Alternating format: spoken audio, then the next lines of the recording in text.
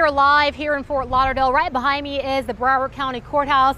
It's very quiet here right now. There are a few sheriff deputies walking around, but for the most part, it's quiet. That's all going to change pretty soon because the jury selection process will begin and the sentencing trial of Nikolas Cruz. It was actually just a few months ago, back in October, when Cruz pleaded guilty to 17 counts of murder and 17 counts of attempted murder as well. Now, once selected, the jury will in fact determine if Cruz, who is now 23 years old, will spend the rest of his life in prison or be sentenced to death. Now, to walk us through the process of exactly how that jury will be selected, I want to bring in Josie Carbonari. She's live outside the courthouse as well. And Josie, because of all the attention this case has received, this is going to be a very long and tedious process. Walk us through how this is all going to work out.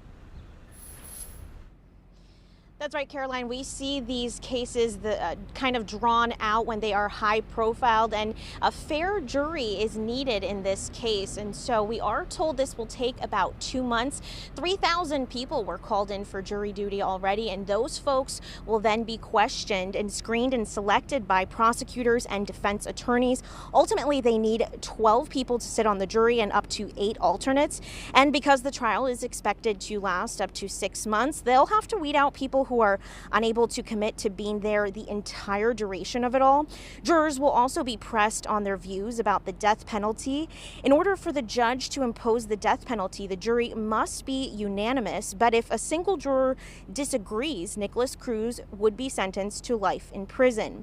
And just on Friday, the judge rejected a motion made by the defense for potential jurors to each be referred to by a number instead of a name to protect their identities. The judge said it was not needed at this point, but we're told this could be revisited later in the trial. And day one of jury selection begins at 9 a.m. We'll be inside the courthouse covering this, and we'll have all the latest throughout the morning right here on WPBF.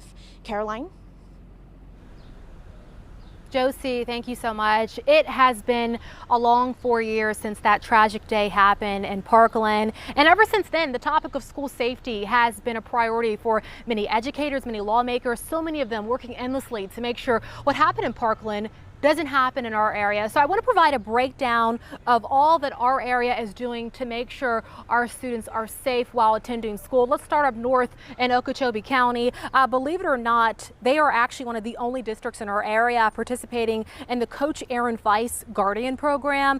That's a program that allows school employees to carry a gun while at school. It was named in honor of the football coach who took several bullets while protecting students.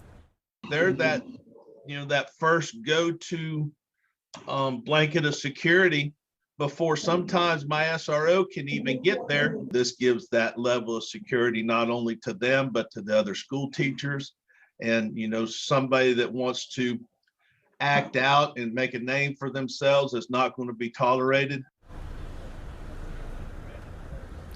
Now, I actually just interviewed the sheriff just last week, and he explained to me just how rigorous that training program is for teachers. So not all teachers that apply for this program will be selected. They have to go through a very intense training, very similar to what deputies have to go through themselves as well. Now, when it comes to the topic of school safety changes throughout the rest of the Treasure Coast, take a look. You can see how the Indian River County School District has responded. They say that they have enhanced their anti-bullying, harassment, and mental health services to all students. Also, they've enhanced physical security projects at schools and facilities as well. And they're also holding a monthly safety meeting and threat assessment team meeting as well. And when we take a look at what St. Lucie County Public Schools are doing, they're now saying that they have continually worked to enhance the safety and security of students, staff, and visitors to our school campuses by implementing and improving our school safety procedures, protocols, and infrastructure to maintain a safe environment. Let's go down south to Martin County. You can see the school district now saying that they have added a new portal to house their emergency response plan, and police also have access to a video map of each campus so they know where to go in case an emergency ever happens on that school campus. Now, when we talk about the tragedy of the Parkland shooting, it really did spark a special movement. Students who survived that deadly massacre quickly transforming into activists, blowing our minds. Just a month after that deadly shooting, they organized the March for Our Lives rally. It happened in the nation's capital. It brought in more than 200,000 Americans to speak about gun violence and call on Congress to pass more serious gun laws. Now, speaking of gun laws, I want to talk about gun reform, right, and what our state is doing. They have implemented some legislative changes on gun laws since that shooting. In fact, there is now a 3-day waiting period for purchasing a gun, and the age to purchase a firearm was raised from 18 to 21.